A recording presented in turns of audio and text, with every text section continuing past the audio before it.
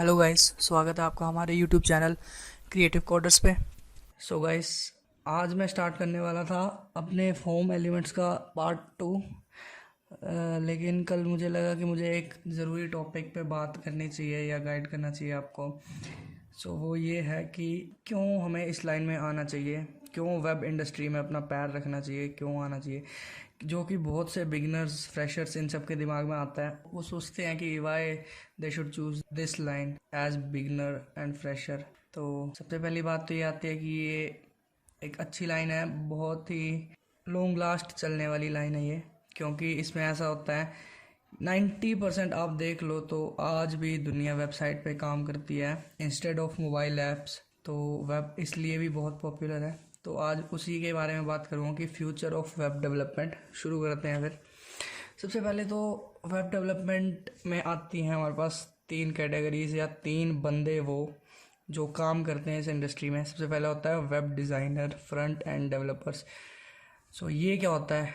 Web designer क्या होता है? वेब डिज़ाइनर होता है जो वेबसाइट का डिज़ाइन तैयार करता है। जो भी हमारी HTML की प्लेलिस्ट चल रही है, बेसिकली वो उस पे काम करता है, HTML CSS जावास्क्रिप्ट, और एक वेबसाइट का मॉकअप यानी मुखड़ा तैयार करता है, और बहुत ही अमेजिंग UI यानी यूज़र इंटरफेस तैयार करता है जो हमें फ्रंट में शो होता है। ग्राफिकल यूज़र इंटरफेस वो तैयार करता है वेब डिज़ाइनर। और दूसरे नंबर पे आता है हमारे पास वेब डेवलपर। कि वेब डेवलपर क्या होता है? वेब डेवलपर वो होता है गाइस जो उसकी बैक एंड पे काम करता है, जो डायनामिक प्रोग्रामिंग करता है। यानी कि सिंपल सा एग्जांपल ले लो, हमने कोई एक फॉर्म सबमिट किया, तो उस हमने तो सबमिट कर दिया यहाँ से, लेकिन उसके पीछे क्या हुआ? आपको भी मेल आती है, और एडमिन जो है उस वेबसाइट का, उसको भी मेल जाती है कि हाँ भाई इस बंदे ने अभी अभी कॉन्टैक्ट इन्फॉर्मेशन से कुछ सेंड किया है, और आपको भी मेल आती है कि thanks for sending your query what ever. तो ये होता है कि बैकग्राउंड में उसके क्या चल रहा है, बैकग्राउंड में कैसी कोडिंग हुई हुई है, बैकग्राउंड में ऐसा प्रोग्राम बना है जो हमें मेल सेंड करता है, साथ के साथ एडमिन को भी मेल सेंड करता है, और साथ के साथ हमारे रिकॉर्ड को डाटाबेस में स्टोर करके रखता है। उसे कहते हैं वेब डेवलपर। की वेबसाइट को कम्प्लीटली डेवलप कर दिया बैक एंड पे, मतलब उसके बैक में जो क्वेरीज चल रही है, डाटा प्रोसेस कैसे हो रहा है। और तीसरे नंबर पर आता है डिजिटल मार्केटिंग या SEO।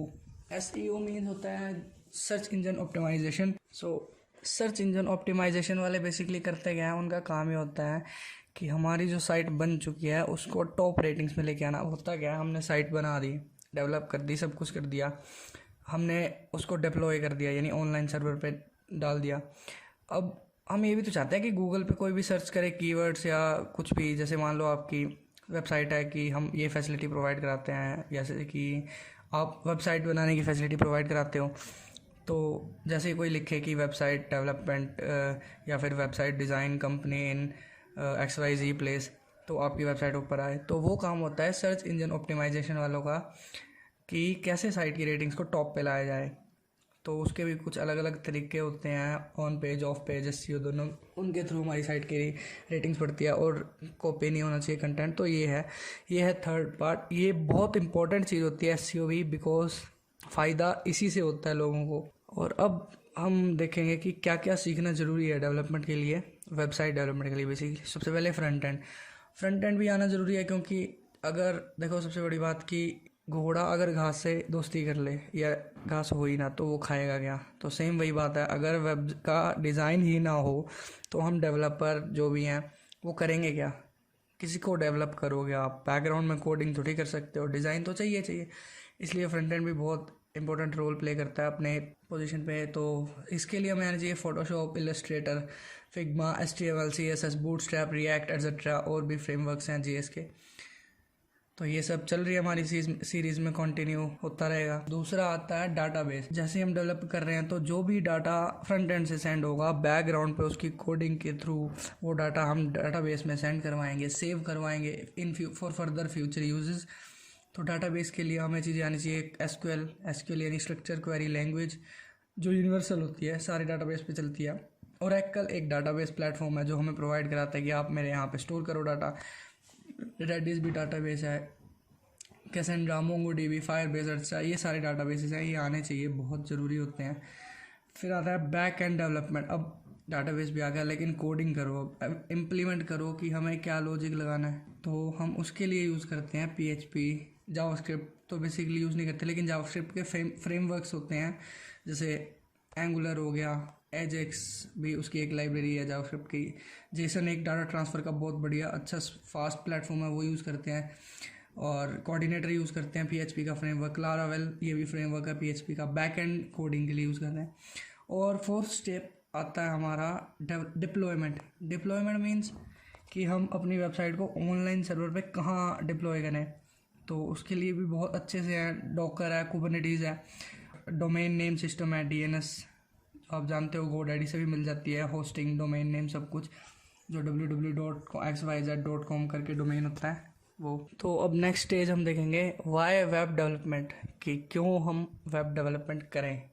तो उसका कंप्लीट रीज़न मैं यहाँ पे दूंगा आपको। देखो क्या है कि वेब डेवलपमेंट जो है एक परफेक्ट स्किल है जो हमें आनी चाहिए।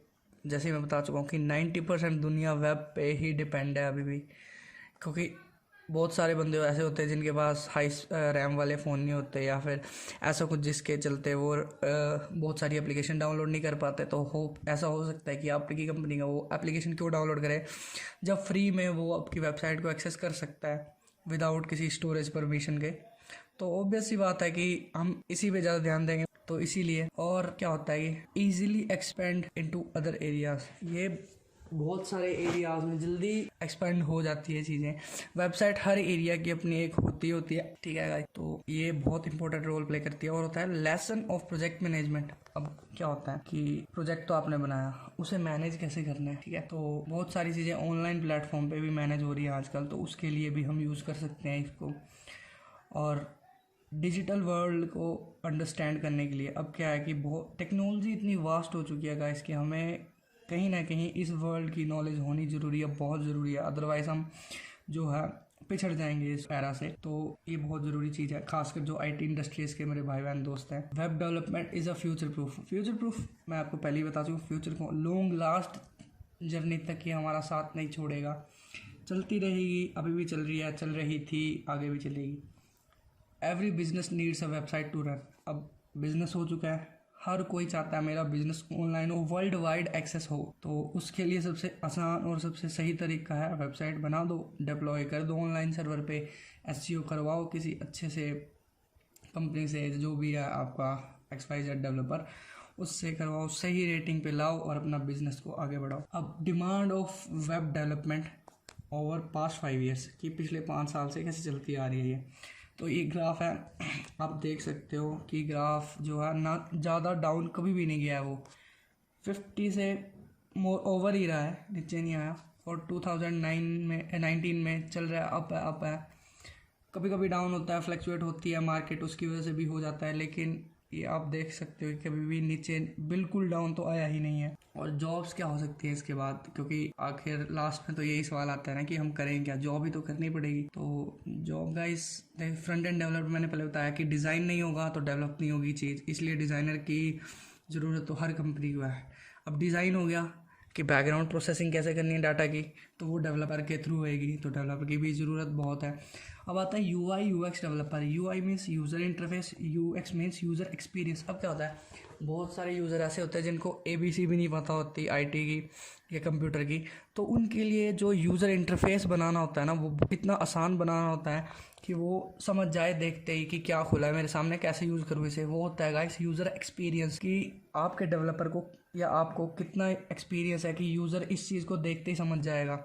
और एक होता है यूज़र इंटरफेस, की उसको बनाना कैसे है, उस जो आपका एक्सपीरियंस है उसको अब आप डिज़ाइन में भी तो उतारोगे। वो होता है यूज़र इंटरफेस, कि हमें बनाना है उसे। और इनकी भी बहुत हाई पे होती है गाइस, ये ध्यान रखना। डिजिटल मार्केटिंग एनालिस्ट, मतलब कि मार्केटिंग भी तो करनी है उस वेबसाइट से डिजिटली। अब डिजिटल है वो वेबसाइट, तो डिजिटली करोगे, तो वो गाइस वो होती है digital marketing. Second last number पर जॉब है maintenance and tester. Means website बन गई है, अब वही थोड़ी है जिसने डेवलप की है वही मेंटेन भी करेगा, वही टेस्ट भी करेगा। टेस्टर की अलग जॉब होती है, उनके टूल्स भी अलग होते हैं, जैसे सेलेनियम वगैरह वगैरह, ये आगे डिस्कस करेंगे। तो वो भी चाहिए हमें कि साइट को टेस्ट करो, मेंटेन करो। और लास्ट में आता है सिक्योरिटी स्पेशलिस्ट। जैसे जैसे हम इस डिजिटल एरा में जा रहे हैं, डाटा लीक होने का खतरा बहुत हो रहा है गाइस। अभी 2 दिन पहले ही ट्रूकॉलर का डाटा ब्रीच हुआ है, लीक हुआ है। उससे बाद में भी एक डाटा लीक हुआ है किसी चीज़ का, तो ऐसा होता रहता है, हैकर अटैक्स होते हैं, तो उसके लिए सिक्योरिटी छोटी सी साइट की। तो वैसे सिक्योरिटी, साइबर सिक्योरिटी एक वैसे तो अलग फील्ड चली जाती है, लेकिन वेबसाइट की भी सिक्योरिटी आना बहुत ज़रूरी है। वो भी साइबर सिक्योरिटी एक्सपर्ट्स भी हैंडल करते हैं, लेकिन कुछ हद तक डेवलपर्स हैंडल कर लेते हैं अच्छे से, बिकॉज साइबर सिक्योरिटी बहुत हाई लेवल की फील्ड है गाइस। बहुत एक्सपीरियंस, दिमाग और सब कुछ आना बहुत ज़रूरी है उसके लिए। मतलब वर्नेबिलिटी फाइंड करना ही बहुत बड़ी बात होती है उसमें। तो साइबर सिक्योरिटी अलग बात है, लेकिन सिक्योरिटी स्पेशलिस्ट जो वेबसाइट्स के भी होते हैं, हर आईटी फील्ड में होने चाहिए सिक्योरिटी स्पेशलिस्ट, चाहे वो ऐप की बात है या वेबसाइट की बात है या फिर अपने पीसी, डेस्कटॉप, कुछ भी, या सर्वर का डाटा लीक होने की बात है वो, तो उसके लिए साइबर सिक्योरिटी या सिक्योरिटी स्पेशलिस्ट होते हैं। सो अब देखते हैं कि सैलरी का क्या सिस्टम रहता है, बिकॉज बंदा कमाएगा तो पैसे भी तो चाहिए उसे।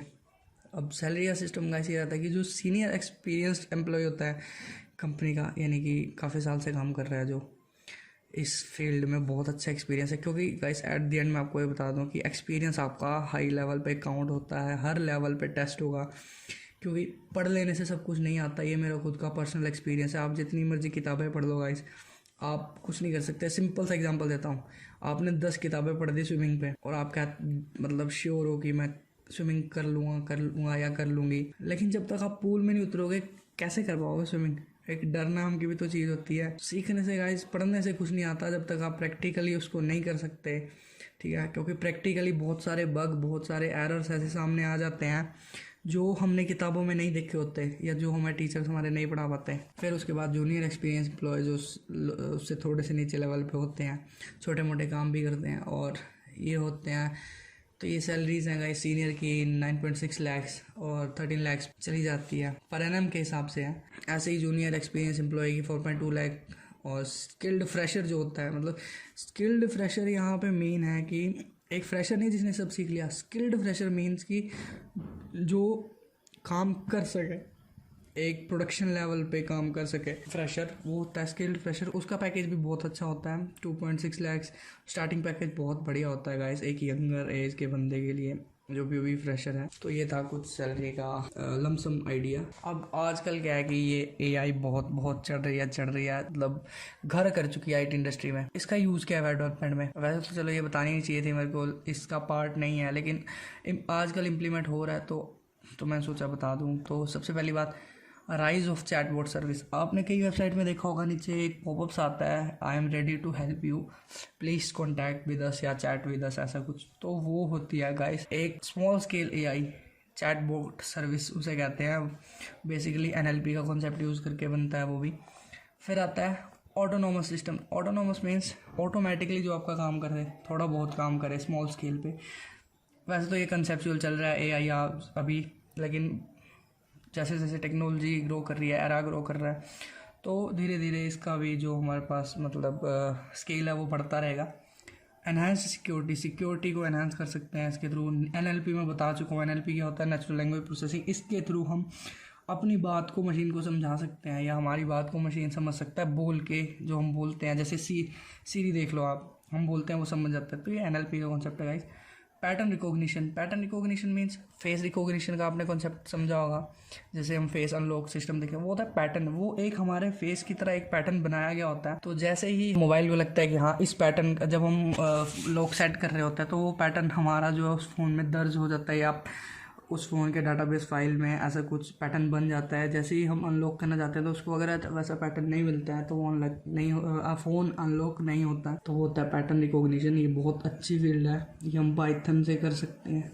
जैसे जैसे आगे बढ़ेंगे इन सब के बारे में डिस्कस करेंगे। जुड़े रहें हमारे चैनल से। Impact of AI on web development. अब बता दिया कि रोल क्या है, इम्पैक्ट देखते हैं। सबसे पहले, the developer needs an idea and creativity to do programming and produce the application.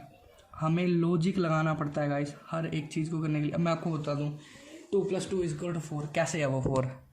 कुछ किसी ने लॉजिक लगाया, जिसने मैथमेटिक्स बनाया या जो भी है, इसे रूल्स बनाए हैं, उसने लॉजिक लगाया है, तभी तो 2+2 4 है। अगर वो हमें पहले ही बोल देता 2+2 = 5 तो हम 5 मान रहे होते, आज तक चल रहे होते। तो ये है guys logic. This AI will never be able to achieve that.